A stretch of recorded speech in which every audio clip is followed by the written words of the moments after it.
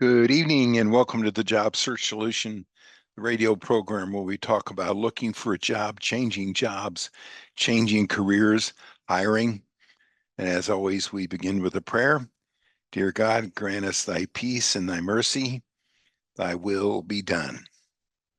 Well, what goes around comes around. Inevitably, that's the way it is. We'll talk about that in a second. And after we discuss that in just a few minutes, Rich Lipinski is going to be with us, talking about consultants in the workplace. He has a great topic this evening, as he always does. And lately, we've been taking 10 seconds to be grateful. So think of three things today that you're grateful for. It could be anything. Um, Grateful for the ability to listen to this radio program, to join us in an effort to make the world a better place. Go.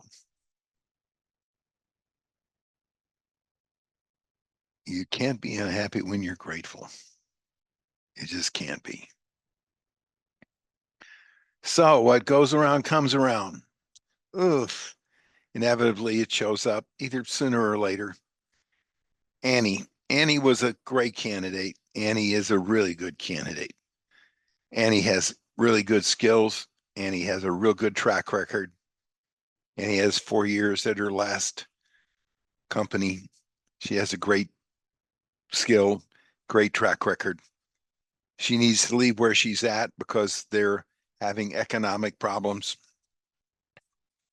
So she calls to find a new job. I start to get Annie interviews. The first interview I get her, she says, well, it doesn't sound very good. It sounds like it's too small. I said, Annie, you can't judge these things by what they sound like until you go talk to them.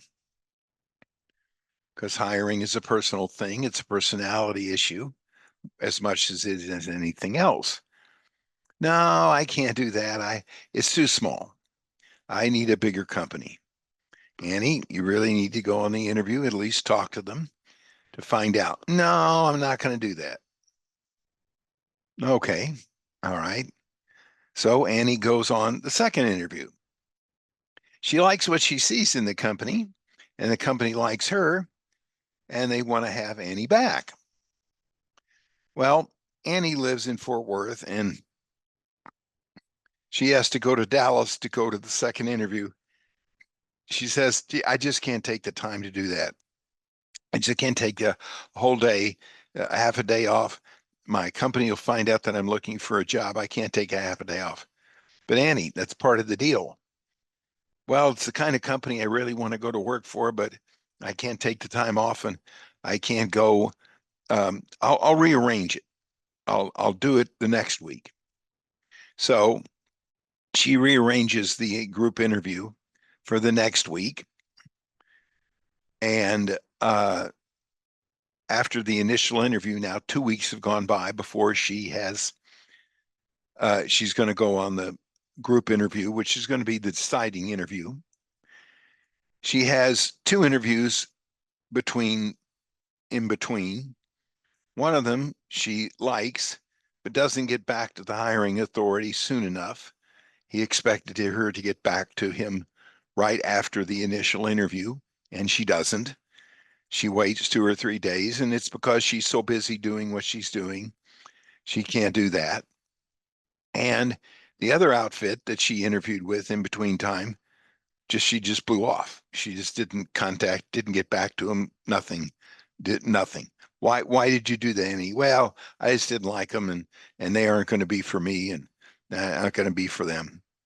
Well, Annie decides that she takes a job. She takes an offer from a company that she had worked with on her own, which is no problem. And she decides that she's going to go to work for this company. Well, it turns out that 2 weeks later, she finds out that the company she had agreed to go to work for isn't going to be able to hire anybody for 2 or 3 months. They have pulled their requisition. So now Annie really needs a job. Her company knows that she is now looking for a job. She's told him she's going to leave, which she probably shouldn't have done until it was time to do that. Now she wants to go back to these other firms that she had talked to see if they might be interested in her. Not one of them was interested in talking to her at all.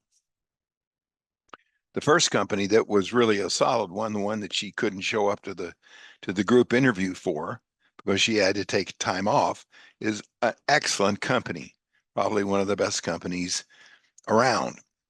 They weren't interested in her because she postponed it twice and then dropped out at the last second. The other three companies that she decided were too small, two of them she never got back to at all. She didn't communicate with them. She just didn't show, just outright, just didn't say anything. Well, as you can see, Annie's going to have a tough time. Now, there are other people that will certainly try to contact.